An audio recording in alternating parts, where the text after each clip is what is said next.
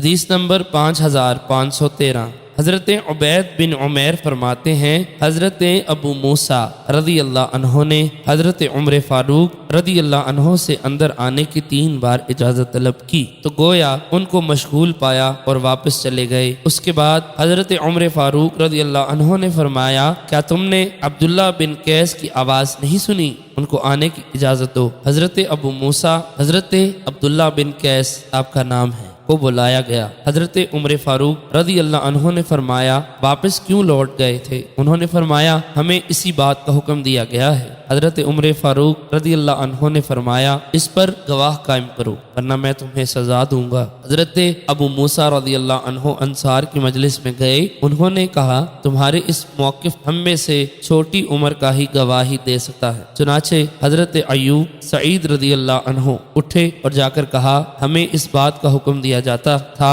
حضرت عمر فاروق رضی اللہ عنہ نے فرمایا مجھ پر رسول اکرم صلی اللہ علیہ وسلم کا یہ حکم مخفی رہا، بازار میں سودا خریداری نے مجھے اس سے مشغول رکھا۔